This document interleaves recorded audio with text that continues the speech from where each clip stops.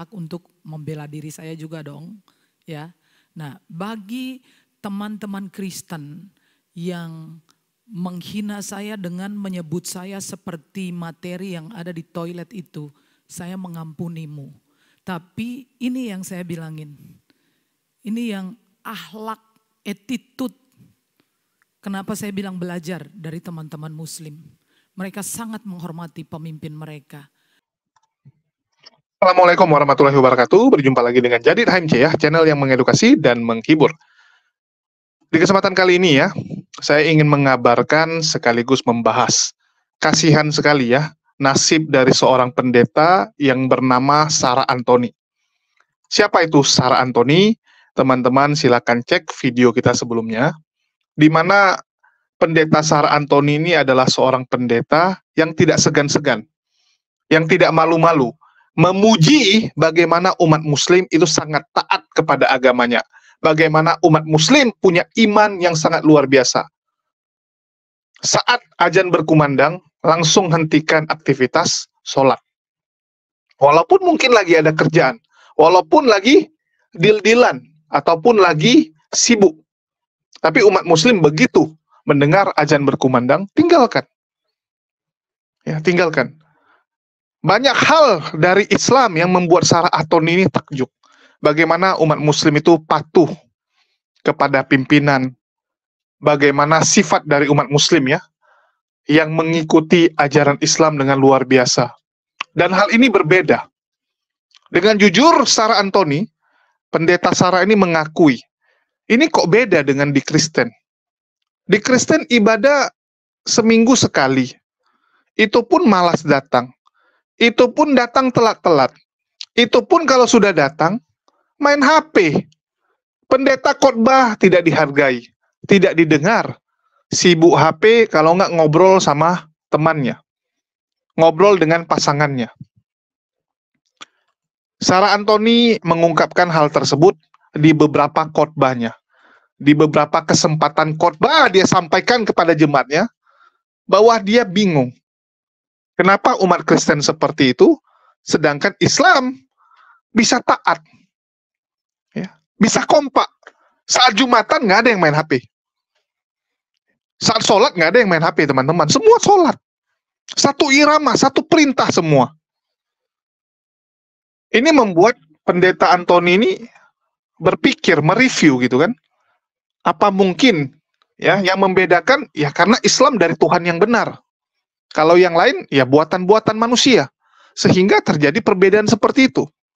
Ada pikiran dari seorang pastor ya, Sarah ini ke arah sana.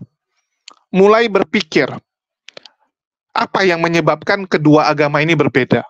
Apa yang membuat umat muslim itu sangat taat dan kuat imannya. Imannya sangat kuat. Dan tentu saja seperti biasa teman-teman, seperti lazimnya di kekristenan sekarang, kalau ada pendeta, pemuka agama Kristen, tokoh Kristen yang memuji umat muslim, Laskar Polycarpus langsung tantrum, langsung ngamuk. Ya, langsung ngamuk. Itu udah satu hal yang pasti sekarang, teman-teman. Kalau ada orang Kristen yang baik, ada oknum Kristen yang baik dengan umat muslim, itu akan dimusuhi, akan dihujat oleh Laskar Polycarpus. Jadi sekarang di kekristenan itu ada yang namanya Laskar Polycarpus. Mereka ini adalah laskar intoleran. Mereka ini adalah perusak toleransi di Indonesia. Mereka inilah orang-orang yang suka memecah belah bangsa dan tidak senang dengan adanya perdamaian Islam dan Kristen. Di otak mereka, ya, mereka didoktrin untuk membenci umat muslim. Sehingga kalau ada Kristen, ada orang Kristen, ada pendeta yang baik, yang memuji umat muslim, itu mereka anggap sebagai pengkhianat. Mereka anggap sebagai musuh.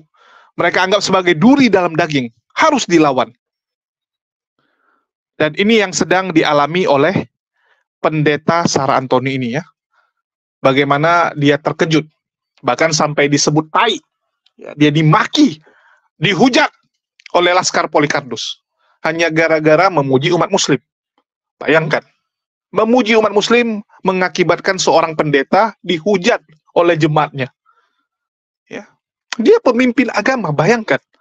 Dia seorang pendeta, pemimpin rohani. Tapi pun dihujat, dimaki. Hanya gara-gara membela umat muslim. Sadis ya. Dan mari kita coba dengarkan dulu. Ya, kita dengarkan dulu curahan hati dari pendeta Sarah Anthony ya. Bagaimana dia menyampaikan dia itu dimaki, dihujat, dicaci maki oleh Laskar Polikarpus. Jadi saya mohon izin untuk klarifikasi. Boleh kan ya, saya berhak untuk membela diri saya juga dong. Ya. Nah, bagi teman-teman Kristen yang menghina saya dengan menyebut saya seperti materi yang ada di toilet itu, saya mengampunimu. Tapi ini yang saya bilangin. Ini yang akhlak, attitude. Kenapa saya bilang belajar dari teman-teman muslim. Mereka sangat menghormati pemimpin mereka.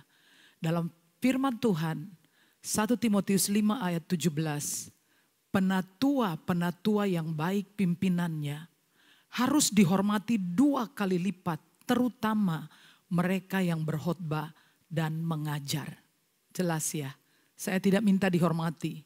Tapi ini yang saya katakan tentang attitude orang yang menyebut dirinya Kristen.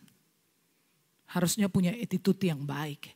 Yang kedua, bagi teman-teman Kristen yang menuduh saya sesat, pertanyaan saya, hanya dengan menonton pesan 1 menit, apakah kesimpulan Anda itu akurat? Jadi sebaiknya Anda menonton video saya yang full, tapi kalau nggak mau nggak apa-apa. Silakan baca Alkitab saudara. Baca Alkitab. Sudah selesai baca Alkitab enggak? Dari Kejadian sampai Wahyu. Yang ketiga, bagi teman-teman Kristen yang mengatakan kepada saya, mengusir saya, mengatakan keluar dari Kristen, berhenti jadi pendeta, jadilah ustazah supaya kamu dihormati, supaya kamu terkenal dan kamu mendapat banyak cuan. Dengarkan saya. Secara tidak langsung Anda sedang membangun opini bahwa menjadi pendeta perempuan atau ustazah adalah profesi untuk cari cuan, untuk minta dihormati. Saya kalau mau cari cuan, saya lebih memilih jadi anggota dewan. Di sana banyak uang. Karena tanya kepada Ibu Krisdayanti, pernah spill tentang berapa gaji dan tunjangan lain-lain dari anggota DPR. Dan lagi pula saya ingin katakan, kalau saya jadi mualaf, kalau saya jadi ustazah, apakah saya merugikan seseorang? Apakah sanak keluarga saudara dirugikan? Karena keselamatan itu adalah pilihan kita secara pribadi. Saya kasih contoh. Seandainya saya pergi ke Tanah Rencong, Aceh Darussalam, wilayah atau daerah yang dijuluki sebagai Serambi Mekah, dan untuk menghormati syariat yang dijalankan di sana, perempuan saya pakai hijab, apakah itu kemudian saya jadi Kristen? Atau lebih lagi, kalau KTP saya ditukar dari Sarah menjadi Soimah, apakah kemudian saya jadi Muslim? Apakah semudah itu menjadi Muslim? Kalau saya jadi ustazah atau jadi Muslim, maka saya ingin menjadi Muslim yang lebih dari biasa. Sebelum jadi ustazah, saya harus mikir, saya harus menghafal Al-Quran dari awal sampai akhir 1 buku itu. Bisa enggak?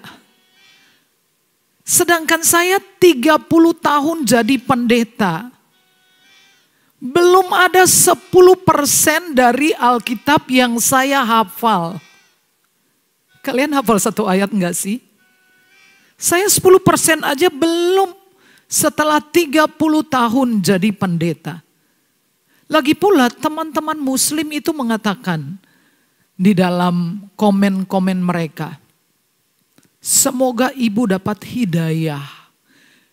Artinya menjadi muslim itu adalah hidayah.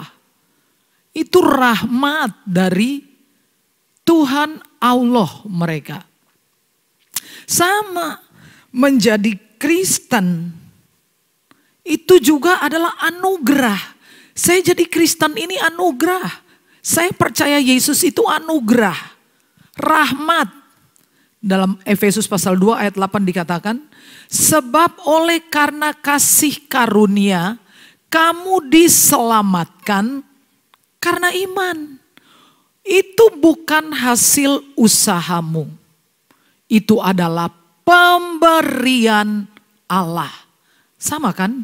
Di Muslim adalah pemberian Allah, di Kristen pemberian Allah. Jadi please lah, jangan kita pusing-pusing untuk bertengkar soal surga. Saya khawatir nanti kalau di situ masuk surga, saya masuk surga juga. Kan itu pemberian Allah, bukan hasil usaha kita. Terus kita bertetangga, sungkan enggak? Mendingan ngurus yang lain lah. Jadi biarkanlah Tuhan Allah yang menciptakan langit dan bumi dan Adam dan Hawa, yang tidak mencabut kehendak bebas mereka. Biarkanlah teman-teman muslim hidup dalam hidayah mereka. Dan biarlah orang-orang Kristen hidup dalam kasih karunia mereka. Top finally semua orang diselamatkan hanya karena iman. Caranya adalah urusan Tuhan pencipta kita. Terima kasih. Jadi orang Kristen itu nggak boleh sombong. Seolah-olah orang Kristen itu paling hebat. Kita ini diselamatkan tuh hanya karena kasih karunia. Dengar ya, apa yang dijanjikan Tuhan Allah kepada keturunan Ismail. Kepada Hagar dan anaknya Ismail. Kejadian 21 ayat 17. Allah mendengar suara anak itu, lalu malaikat Allah berseru dari langit kepada Hagar, katanya kepadanya, apakah yang engkau susahkan Hagar?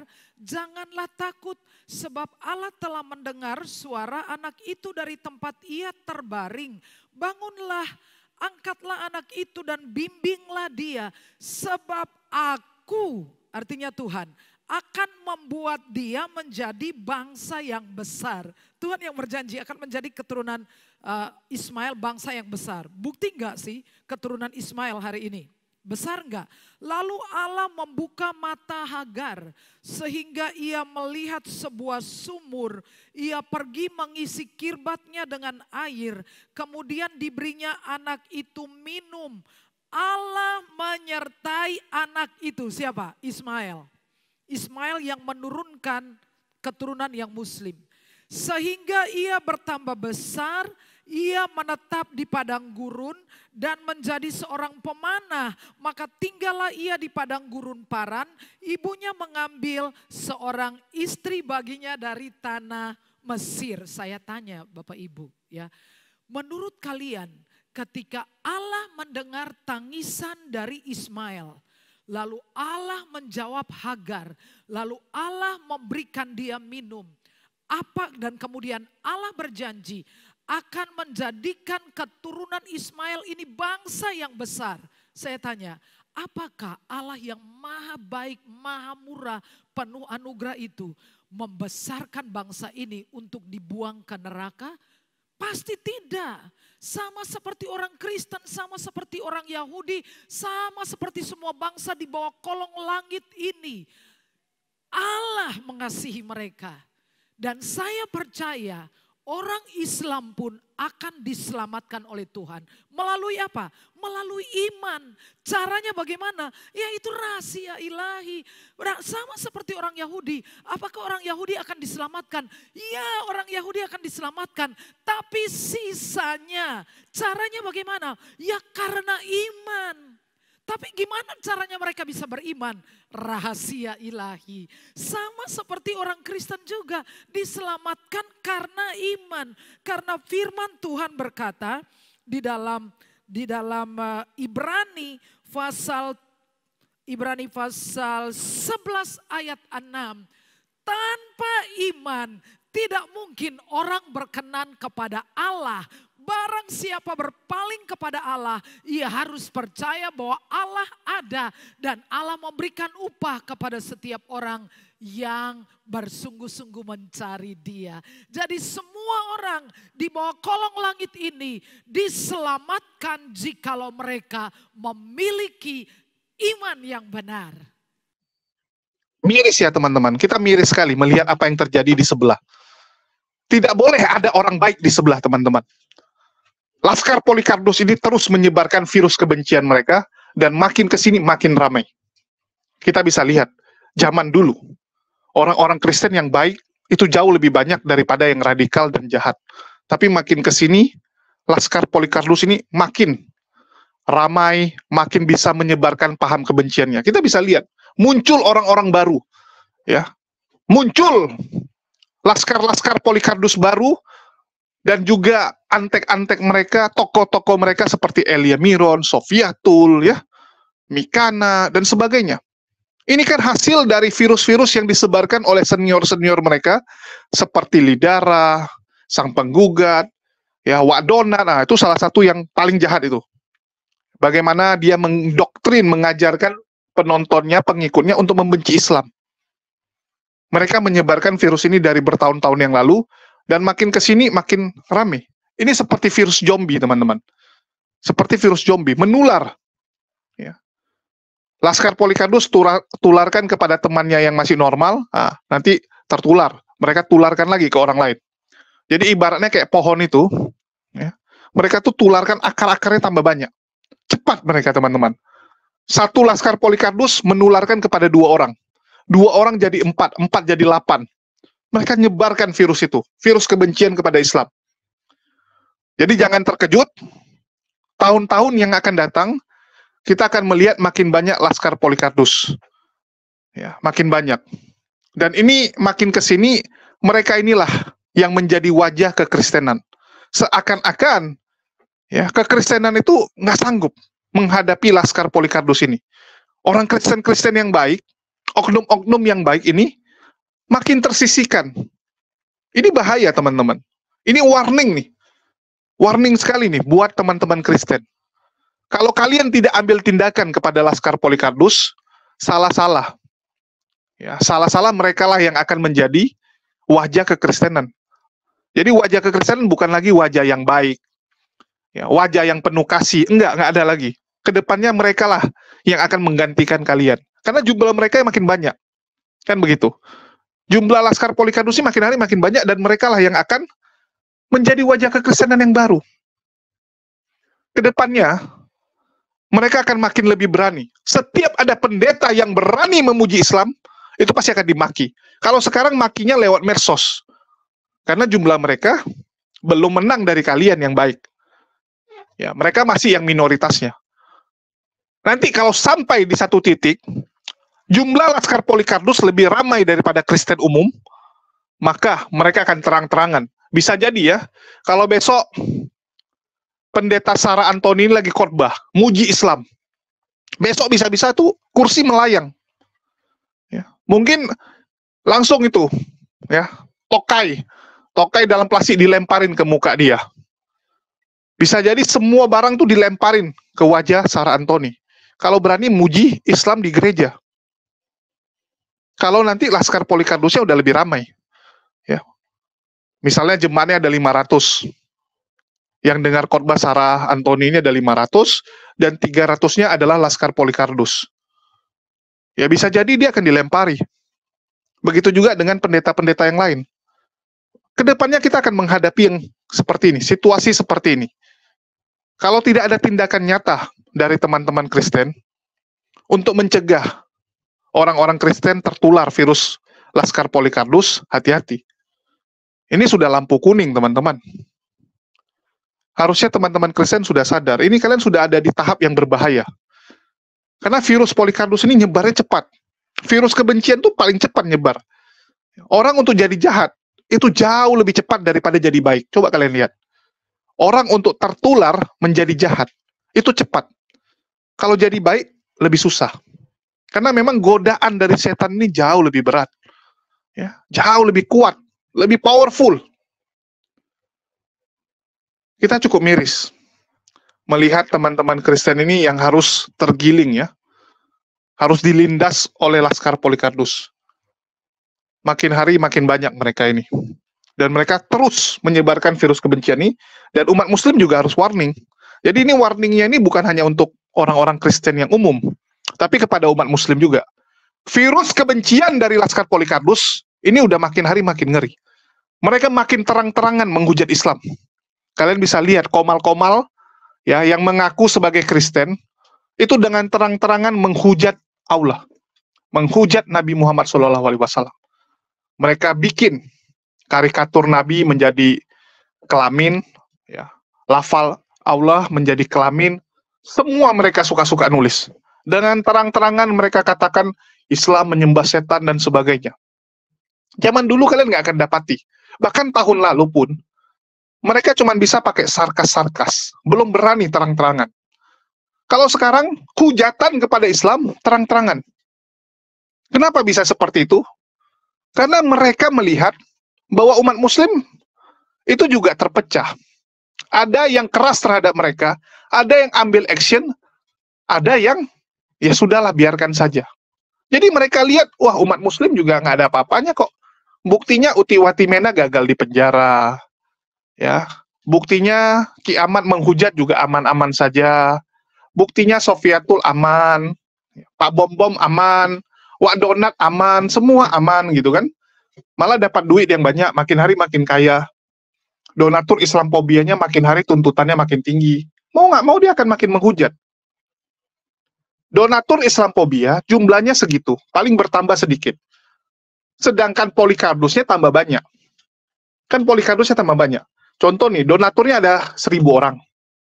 Dulu laskar Polycarpus rame, tapi Polycarpusnya ya, yang ikut bicara, yang jadi Jenderal Polycarpus, itu paling cuma 10 orang. Ada Wak Donat, ya Pak B2, sang penggugat, itu aja orangnya. Tapi kan makin hari sekarang makin banyak nih orang-orang baru. Makin banyak orang-orang baru kan. Ini kan membuat persaingan di antara mereka juga ngeri gitu. Jadi mau nggak mau hujatannya harus dinaikkan. Kita bisa lihat Uti Watimena itu salah satu korban. Bu Uti dulu punya donatur. Tapi gara-gara Bu Uti nggak mau menghujat, nggak berani dia terang-terangan hujat Islam, dia ditinggalkan donaturnya. Dia ditinggalkan. Karena dia ditinggalkan, dia mencari cara. Mencari cara supaya dia kembali mendapatkan simpati donatur. Mau nggak mau dia injak Quran. Dia lecehkan Quran.